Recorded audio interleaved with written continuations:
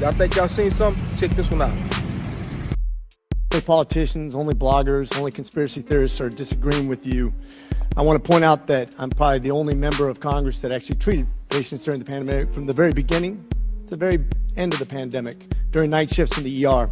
Thousands of patients during that time. And in 2020, I was censored. My medical license was threatened because I disagreed with bureaucrats. Literally taken off the internet as a person who is treating patients with leading edge technologies, developing theories, but doing my very best, but being censored by the United States government for the first time, stepping in and taking the place of medical professionals as the experts in healthcare. Any dissent surrounding COVID-19 treatments, mask mandates, and any public policy surrounding the pandemic was immediately labeled as anti-science.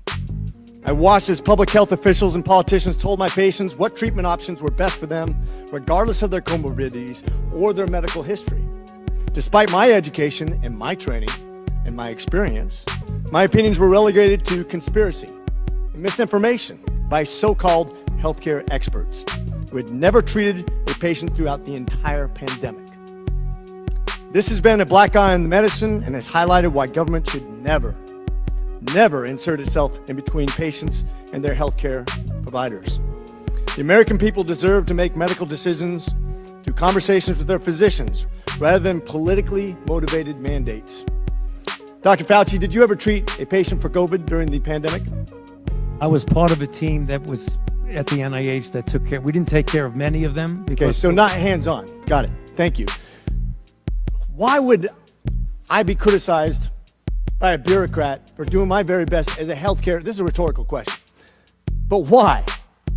Why would the government, who's never treated a patient for COVID, you can read all the things you want, but you're not there. You're not seeing patients. You're not watching people die, intubating patients right there with that disease in your face, watching it happen, watching the development of this disease and actually learning from it. But I'm being told by bureaucrats what's right and wrong. And what's funny is everything I was censored on, I was proven to be right. Pretty crazy, isn't it?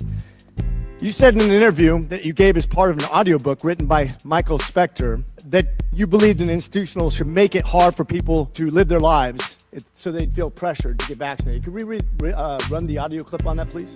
You think can be done about it. I have to say that I don't see a big solution other than some sort of mandatory vaccination. I know federal officials don't like to use that term. Once people feel empowered and protected legally, you are going to have schools, universities, and colleges are going to say, you want to come to this college, buddy? You're going to get vaccinated. Lady, you're going to get vaccinated.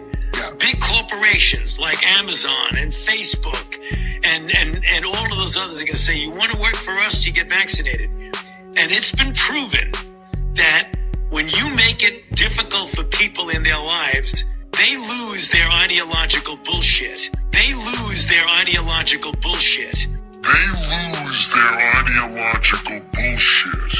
And they get vaccinated. Thank you. Are all objections to COVID vaccinations ideological bullshit, Dr. Fauci? No, they're not, and Thank that's you. not what I was referring to. Well, in reference to making it hard for people to get education, traveling, working, I'd say it very much was in context. And I take great offense to this. Miss Allison Williams testified before this committee about losing her job because she sought an exemption for ESPN's vaccine mandate, which came from recommendations from bureaucrats like yourself. She and her husband were actively working with a fertility expert, a physician, on how to get pregnant, and agreed with the premise that she was young, healthy, wanted to get pregnant, and shouldn't get the vaccination for medical purposes.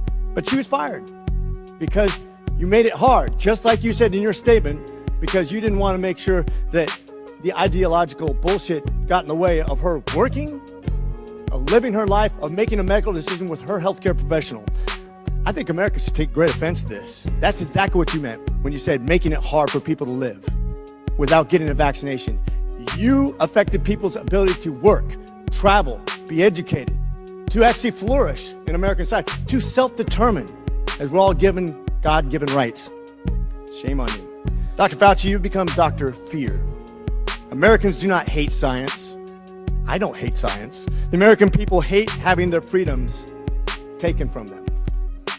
You inspired and created fear through mass mandates, school closures, vaccine mandates that have destroyed the American people's trust in our public health institutions. This fear you created will continue to have ripple effects over generations to come. You have already seen its effects in education, in the economy, and everything else. Mr. Fauci, you made the statement that none of these shots will prevent transmission. You also stated that none of these shots will prevent you from getting the virus. So you're telling the people to take a shot that will not prevent you from getting the virus, and that will not prevent you from transmitting the virus if you do get it. So my question to you, Mr. Fauci, is what the hell are we taking? Hey, yo, man, it's your man Will right here, man. Like, follow, subscribe, tag everybody. You know, if y'all want to see more content, share it. You know what I mean? Hey, y'all can also follow me on YouTube, Coffee Talk with Will, and also y'all can follow me on Facebook, Coffee Talk with Will. You know what I mean? Yeah, let's get this going, baby.